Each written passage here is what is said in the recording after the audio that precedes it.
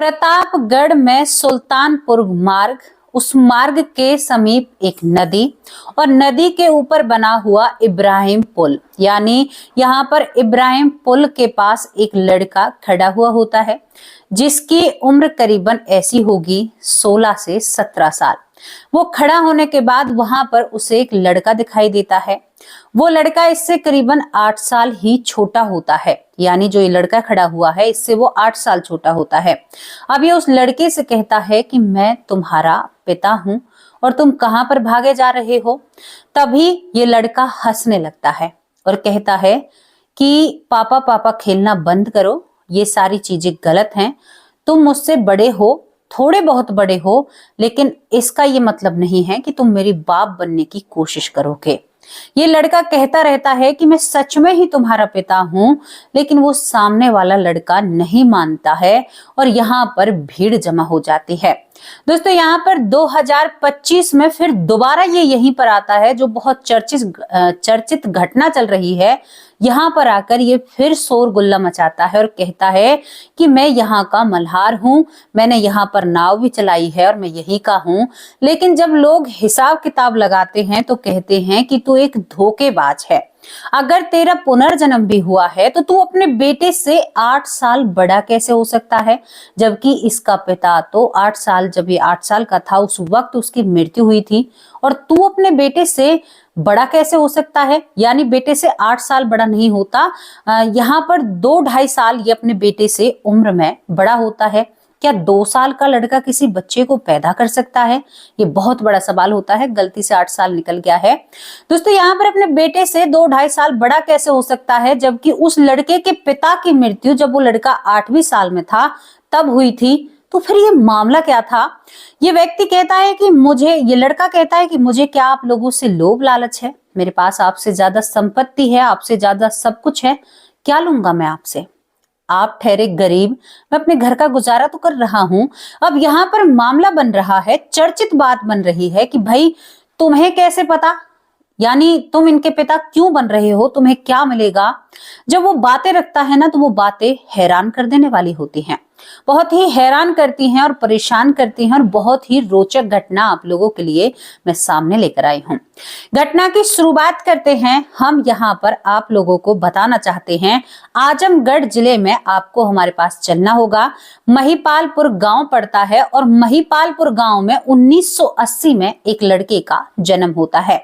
उस लड़के का नाम विनोद रखा जाता है। विनोद एक सामान्य बालक होता है। विनोद बहुत ही सामान्य था, बहुत अच्छे से इसकी जिंदगी बीत रही थी, कोई भी दिक्कत नहीं होती।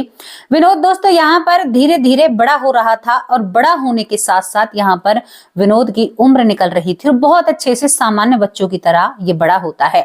विनोद जब करीबन 8 या 8.5-9 साल का होता है, अब यहाँ पर वो खेल रहा था, तभी एकदम से मौसम खराब होता है, और मौसम खराब होने के कारण विनोद के घर में एक दीवार होती है। विनोद मौसम के कारण उस दीवार के पास बैठा हुआ था, यानी क्या कर रहा था, वो दीवार विनोद के ऊपर ढह जाती है। विनोद के ऊपर जब वो दीवार ढहती है तो विनोद वहां पर बिल्कुल मृत हो जाता है। विनोद को दीवार के नीचे से निकाला जाता है, डॉक्टर उसे मृत घोषित करते हैं और पूरे घर में मायूसी छा जाती है। घर में इतनी मायूसी छा जाती है कि उनका बेटा इस दुनिया से जा चुका है। दोस्तों, करीबन 8 घंटे बाद विनोद दोबारा जीवित हो जाता है। जब विनोद के अंदर जान आती है तो विनोद के परिवार वाले बहुत खुश हो जाते हैं, लेकिन अब ये विनोद उस विनोद की तरह नहीं लग रहा था। बिल्कुल ये विनोद बदल चुका था जब ये दोबारा जीवित होता है। दोस्तों, यहाँ पर विनोद जब जीवित होता है तो उसके बाद ये अपने सर में बहुत तेज दर्द बताता है। हमेशा कहता है कि मेरे सर में बहुत दर्द रहता है और मैं बहुत तकलीफ में हूँ। यहाँ पर घर वाले अब डॉक्टर को दिखाते हैं तो डॉक्टर कहते हैं कि शायद दीवार गिरने से कोई चोट आई है। बड़े बड़े टेस्ट किए जाते हैं, लेकिन उनसे कुछ भी हासिल नहीं होता। डॉक्टर कहते हैं वैसे ही कोई परेशानी है। अब विनोद जब सोता हुआ रहता है तो वो एकदम बहुत पसीनों में तरबदर होकर उठता है और कहता है कि मैं तो नदी में तैर रहा था, मैं नाव चला रहा हूं। और वह 9 साल की उम्र में अपने घर वालों से कहता है, क्या मैं सच में ही तुम्हारा बच्चा हूं? मुझे नहीं लग रहा कि मैं आप लोगों का बच्चा हूं, क्योंकि मैं मल्हार हूं और मैं नाव चलाने का काम करता हूं, लोगों को एक किनारे से दूसरे किनारे तक पहुंचाता हूं। ये बात सुनकर घर वाले कहते हैं कि क्या कोई सदमा या दिमाग में कोई गहरी चोट आई है? जब से दीवार इसके सर पर गिरी है या इसके ऊपर गिरी है, तब से ये अजीब अजीब बातें करता है। यहाँ पर विनोद दिन पर दिन एक नई नई बातों को उखेड़ता है। अपने एक चचेरे भाई से कहता है कि मुझे ना सपने में और मुझे एक चीज बहुत याद आती है, मुझे प्रतापगढ़ नजर आता है। एक स्टेशन है, वहां पर प्रतापगढ़ लिखा हुआ है, क्योंकि ये पढ़ भी रहा था और मैं पढ़ा भी नहीं हूं। मतलब कुछ इस तरह की जद्दोजहद से ये जूझ रहा था कि इसको लग रहा था कि मैं पढ़ा नहीं हूं, फिर ये पढ़ता भी है, प्रतापगढ़ को भी पढ़ लेता है। इस तरह से ये अपने उस चचेरे भाई से कहता है। धीरे धीरे और कुछ वक्त निकलता है और यहाँ पर जो ये विनोद है, इसकी उम्र करीबन ऐसी हो जाती है कि ये 15-16 साल का हो जाता है। अब भी इसकी वही बात कि मुझे वहां पर जाना है और वो जगह अगर मुझे मिल जाए ना तो मैं वहां पर जरूर जाऊंगा, मैं वहां का रहने वाला हूं। अब इसके सपनों में ये प्रतापगढ़ आता है, प्रतापगढ़ स्टेशन दिखता है और इसको यहाँ पर एक पुल दिखाई देता है, मतलब एक नदी दिखाई देती है। तो ये अब फैसला लेता है, यानी ये 16-17 साल की उम्र में फैसला लेता है और कहता है कि मैं उस जगह जाना चाहता हूं जो जगह मुझे हर रोज परेशान करती है। ये प्रतापगढ़ पहुंचता है। प्रतापगढ़ पहुंचते पहुंचते दोस्तों 3 दिन तक उस शहर में इधर उधर, यानी उस जगह पर इधर उधर घूमता रहता है। यहाँ पर वो नदी के किनारे किनारे, यानी जो सई नदी है उसके किनारे किनारे मतलब रहता है। और यहाँ पर चौथे दिन इस लड़के को, यहाँ पर जो विनोद होता है, इसे वो नदी मिल जाती है। जब इसे वो मिलती है तो मिलने के बाद यहाँ पर उस पुल को देखता है जो पुल पहले नहीं था। अब ये यहाँ पर खड़ा होकर अपने सर को पकड़ने लगता है और टीबियों की तरह इसके सर में, जैसे टीबी फिल्मी जगत में दिखाते हैं ना, सर में दर्द होने लगता है और ये बहुत जोर से चिल्लाने लगता है। वहीं पर एक बुजुर्ग खड़ा हुआ था। वो बुजुर्ग पास आता है और कहता है कि बेटा तुम कहाँ से हो और तुम यहाँ पर क्या ऐसे क्यों चिल्ला रहे हो, क्या कोई परेशानी है? दोस्तों यहाँ पर ये विनोद कहता है कि बाबा मुझे कोई परेशानी नहीं है, लेकिन क्या आप यहीं के रहने वाले हो? वो बुजुर्ग व्यक्ति कहता है कि हाँ मैं यहीं का रहने वाला हूँ। वो कहते हैं कि बाबा पहले तो यहाँ पर पुल नहीं था। वो कहता है बाबा कि हाँ बेटा पहले पुल नहीं था, पहले नाव से आना जाना था एक किनारे से दूसरे किनारे तक। तभी ये कहता है कि बाबा आपको याद है यहाँ पर एक बहुत बड़ा बरगद का पेड़ हुआ करता था और उसके बाद उसके पास एक बाबा की समाधि भी थी। ये सारी चीजें यहाँ से कहाँ चली गई? तो यहाँ पर ये बुजुर्ग व्यक्ति कहता है कि उस पेड़ को तो उजड़े हुए 10 साल हो गए, तुम 10 साल पुरानी बात कैसे बता रहे हो?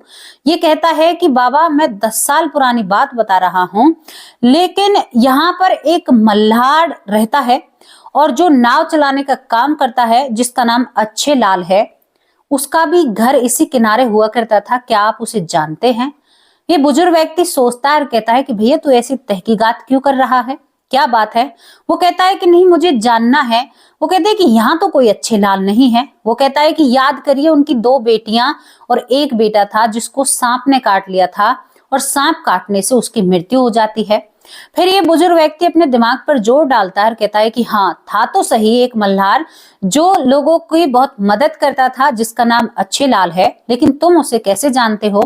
तभी यहाँ पर विनोद कहता है कि बाबा मुझे उनके परिवार वालों से मिलना है। क्या उसकी पत्नी है? वो कहता है कि हाँ पत्नी है, उसके बच्चे भी हैं। यहाँ पर किस्मत बस उस अच्छे लाल का जो मल्हार था, यानी नाव चलाता था, जिसकी मृत्यु हो चुकी है, उसका बेटा वहीं पर था। तभी ये बुजुर्ग व्यक्ति उसे आवाज लगाता है, कहता है कि अच्छे लाल से तुम्हारे पिता का दोस्त है और ये उससे मिलने के लिए आया है। ये लड़का यकीन नहीं करता है। ये कहता है कि मेरे पिता के दोस्त कैसे हो सकते हैं? मेरे पिता से तो ये उम्र में बहुत छोटे हैं, मुझसे 2-2.5 साल बड़े हैं। अब ये यहाँ पर ये कहता है, जो ये विनोद होता है वो कहता है कि मैं तुम्हारे पिता का दोस्त नहीं हूं, मैं तुम्हारा पिता ही हूं। अब यहाँ पर अच्छे लाल का जो लड़का होता है वो बहुत जोर जोर से हंसने लगता है। कहता है कि भाई तुम्हें कोई पागल बनाने को नहीं मिला सुबह से शाम तक?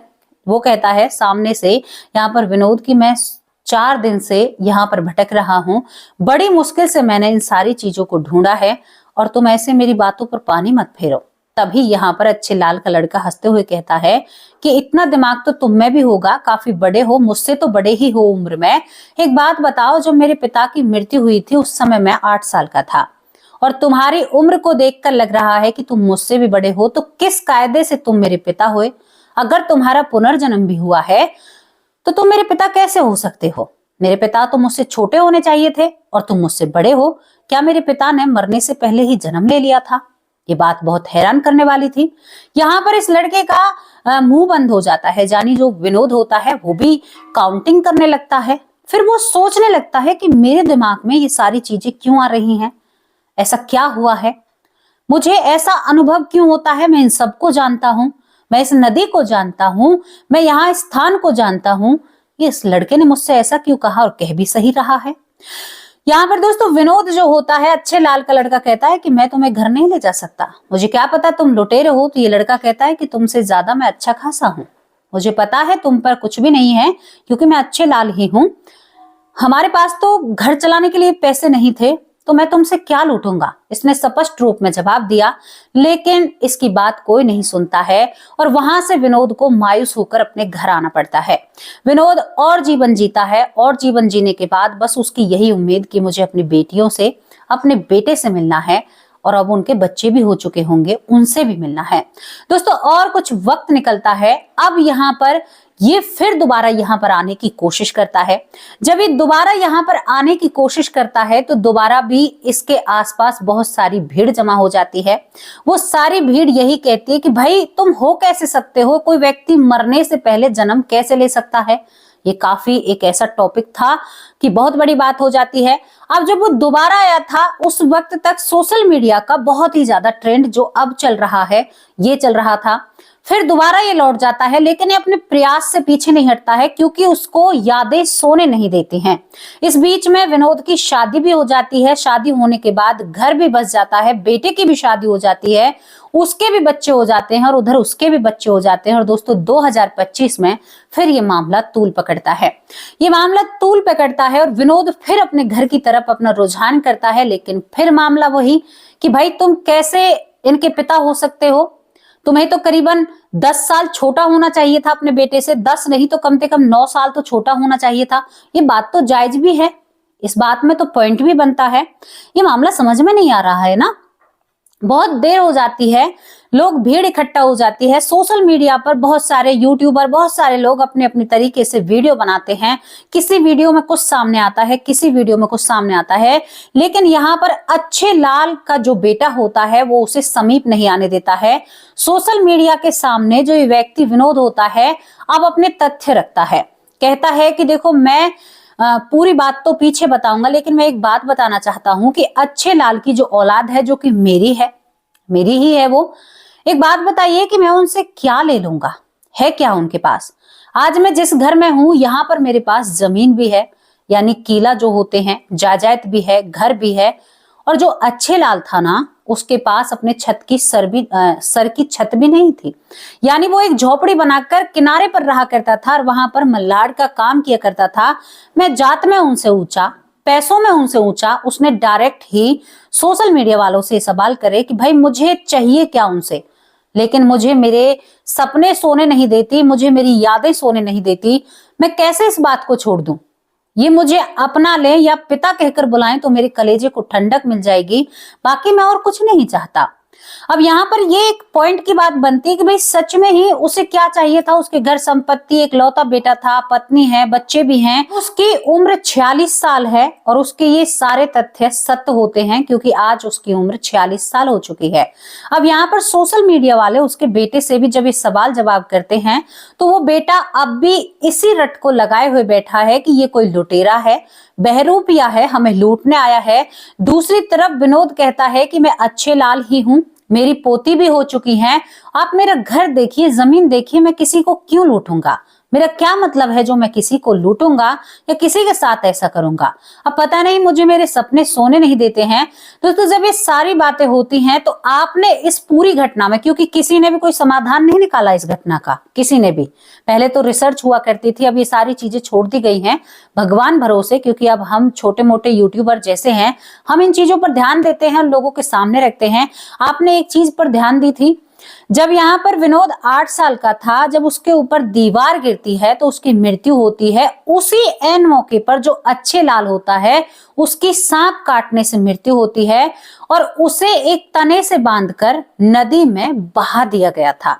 समझ रहे हैं ना मैं आपको जो बता रही हूं। यहां पर विनोद कहता है कि उसी वक्त जो मैं था विनोद और अच्छे लाल की जो आत्मा है वो विनोद के शरीर में प्रवेश करती है और मैं वहां पर जाकर मुझे सारी चीजें बिल्कुल एग्जैक्ट याद आने लगती हैं, सारी चीजें पता है। तभी मेरी उम्र का फर्क जो मुझे नजर आ रहा है, क्योंकि मेरे माँ बाप को पता है कि मेरे अंदर कई घंटों तक जान नहीं रही थी और उसके बाद से ही मैंने इन सारी चीजों के बारे में जिक्र करना शुरू कर दिया था घर वालों से। तभी से ही मैं सारी चीजों को ढूंढने लगा था। मैं चचेरे भाई से भी ये कहा करता था, पहले आपने मॉनिटर देखा होगा, कंप्यूटर देखा होगा, वो कहता था कि तू किसी तरह से प्रतापगढ़ के स्टेशन को या उस नदी को मुझे दिखा सकता है जो मुझे सपने में नजर आती है या मुझे खुली आंखों से भी दिखाई देती है। तो दोस्तों यहाँ पर ये केस मेरे नजरिए में मुझे लग रहा है कि ये परकाया प्रवेश है। जब 8 साल की उम्र में विनोद की मृत्यु हुई थी तो उसी वक्त यहाँ पर अच्छे लाल की मृत्यु हुई थी। जब वो समय मिलाया जाता है तो वो समय परफेक्ट टाइम पर मिलेगा, लेकिन इस पर कोई चर्चा ही नहीं करना चाहता है। ऐसी ही घटना शांति देवी की थी। बहुत सारी घटनाएं ऐसी हैं जो परकाया प्रवेश की होती हैं। यहाँ पर इसी बात पर विवाद बना हुआ है, बहस छिड़ी हुई है। लोग कहते हैं कि पागल बना रहा है या वो करेगा क्या पागल बनाकर। मैं आप लोगों से पूछना चाहती हूँ, उसे मिलेगा क्या? क्या वो लोगों की गालियां खाने के लिए सारी चीजें सबके सामने रख रहा है? वो कहता है कि मैं अपने शरीर के लिए, यानी मेरी उम्र 46 साल हो चुकी है, लेकिन मुझे ना रातों को नींद नहीं आती है, मुझे चैन नहीं आता है, इसीलिए मैं विनोद होते हुए भी अच्छे लाल को ढूंढ रहा हूं और अच्छे लाल अगर मुझे मिल जाए तो मेरी जिंदगी संवर जाएगी। यानी उसका साफ तरीके से कहना है कि भाई मैं उसी घर का हूं। अब यहाँ पर तो भाई मुझे जात भी ऊंची मिली हुई है, तो आप सोच लीजिए कि यहाँ पर परकाया प्रवेश का ही एक पूरा योग बन रहा है। अब योग ही कहूंगी, पंडिताई में बनने की कोशिश कर रही हूं लेकिन मैं हूं नहीं। तो दोस्तों यहाँ पर एक ऐसा संजोग बनता है कि कमाल की बात है। अब परकाया प्रवेश हमने मूवियों में ही देखा था और वहीं पर झलक देखी थी, भाई आत्मा ऐसे दूसरे शरीर में प्रवेश कर जाती है, ये होता है। लेकिन आज हमारे चैनल की तीसरी घटना है। इन चीजों की गिनती मेरी जुबान पर रहती है, बस ये तीसरी घटना है। एक केस मैंने पहले सुनाया था, फिर बीच में सुनाया, और एक केस ये है जो परकाया प्रवेश है। तो 8 साल की उम्र में जब विनोद की मृत्यु होती है तो अच्छे लाल की भी उसी वक्त सांप काटने से मृत्यु होती है और वो उसकी काया में प्रवेश हो जाती है आत्मा। शायद ये घटना इस तरह से सही मायनों में सही है। दोस्तों इस पर बहस छिड़ी हुई है, अब इस पर ज्यादा हम भी कुछ नहीं कह सकते। लेकिन अब प्यारे परिवार की बारी है नाम लेने की, जो मेरा अच्छा परिवार है। प्रदीप भाई कैसे हो? यहाँ पर दुर्गा बहन आप कैसी हो? बहुत प्यारी बहन है मेरी। साक्षी बहन आप कैसी हैं? दिनेश भाई बहुत अच्छे भाई हैं। पुष्पा पांडे बहुत बहुत धन्यवाद। ललिता यादव माँ कैसी हो? भूप सिंह सैनी बहुत बहुत धन्यवाद भाई जी। बबीता सिंह दिल्ली से बहन कहाँ पर हो, नजर नहीं आती हो। यशवंती पारसर बहुत बहुत धन्यवाद। आरती कुमारी बहुत बहुत धन्यवाद। यशवंती माँ कैसे हो आप? पुष्पा शर्मा बहुत बहुत धन्यवाद। डॉक्टर रंजीत कुमार बहुत अच्छे भाई हैं। और हाँ, कल एक छोटा सा मजाक किया था, सॉरी, आज के बाद ऐसा मजाक नहीं करूंगी क्योंकि मेरे काफी परिवार को ठेस पहुंची उस चीज से। मैं केवल आप लोगों को हंसाना चाहती थी, बाकी और कोई उद्देश्य नहीं था। यहाँ पर प्रवेश भाई बहुत बहुत धन्यवाद। LDH वाले बहुत बहुत धन्यवाद। अंजना कुमारी बहुत अच्छी बहन है। ऋतु बहन कैसी हो?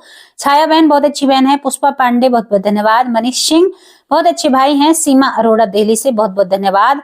यहाँ पर हमारी माँ है, रेणु शर्मा माँ नहीं है, प्यारी बहन है। अनिल व्यास भाई बहुत अच्छे भाई हैं। सुमन बहन कैसी हो?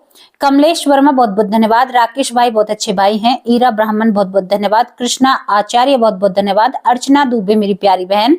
पूजा वर्मा बहुत बहुत धन्यवाद। सुमित्रा पौर बहुत अच्छी बहन है। डॉक्टर सुरेश सोनी बहुत अच्छे भाई हैं। हिमांशु सोनी बहुत बहुत धन्यवाद। मिष्टी सोनी बहुत प्यारी बहन है। जयश्री 16-2 बहुत बहुत धन्यवाद। तारा देवी मेरी प्यारी बहन दिल्ली से। लखनऊ से बिटिका बॉस। MPM खुशी नागर बहुत प्यारी बहन है। दुर्गा प्रजापति बहुत बहुत धन्यवाद। कुमार नितिन बहुत अच्छे भाई हैं। सुरेंद्र पाल कौर बहुत प्यारी बहन है। सचिन कुमार बहुत बहुत धन्यवाद। प्रेम शंकर मिश्रा बहुत अच्छे भाई हैं। हनी राव बहुत बहुत धन्यवाद। मधुपमन माँ आपकी शिकायत थी मुझे भूल गई हो, लेकिन माँ मैं आपको नहीं भूल सकती। बिमला दलाल माँ कैसी हो? बिमला दलाल माँ मेरी बहुत प्यारी माँ है। सीता शर्मा बहुत अच्छी बहन है। हनी राव भाई कैसे हो? यश कुमार भाई बहुत अच्छे भाई हैं। शौर्या चंदा बहुत बहुत धन्यवाद। मोनिका सिंह बहुत अच्छी बहन है। अर्चना चौधरी कैसी हो प्यारी बहन? दीपक कुमार बहुत बहुत धन्यवाद। सुनील सैनी बहुत अच्छे भाई हैं। श्रद्धा शर्मा बहुत अच्छी बहन है। बेटी का बॉस बहुत प्यारी बहन है। कमला बहन बहुत प्यारी हैं। यहाँ पर ऐश्वर्या माँ आप बहुत अच्छे हो। नारायण स्वरूप बहुत बहुत धन्यवाद। राजा राम भाई बहुत अच्छे भाई हैं। महेंद्र भाई कैसे हो? सिकंदर सिंह भाई बहुत अच्छे भाई हैं। सुरेंद्र कुमार बहुत बहुत धन्यवाद। जोगिंदर सिंह बहुत अच्छे भाई हैं। सुमन देवी हमारी प्यारी बहन। शकुंतला कैसी हो प्यारी बहन? बड़ी बहन है। विजय रस्तोगी बहुत बहुत धन्यवाद। कविता शर्मा बहुत बहुत धन्यवाद। यहाँ पर आशा गुप्ता बहुत प्यारी बहन है। सुमित्रा पौर बहुत बहुत धन्यवाद। मंजू चौधरी हमारी बहुत ही प्यारी बहन है। दोस्तों ये घटना आपको कैसी लगी इसके बारे में अपनी राय कमेंट बॉक्स में जरूर रखना। और ये घटना पर काया प्रवेश की है और ये घटना हजारों लोगों में से एक के साथ होती है, लेकिन जब भी होती है बड़ी खास होती है। तो जैसी भी आपको लगी हो अपनी राय कमेंट बॉक्स में लिखकर जरूर भेजना। अब आप लोगों से विदा लेती हूँ। कल हाजिर होंगे एक सच्ची और अच्छी स्टोरी के साथ। तब तक के लिए नमस्कार, जय हिंद, जय भारत।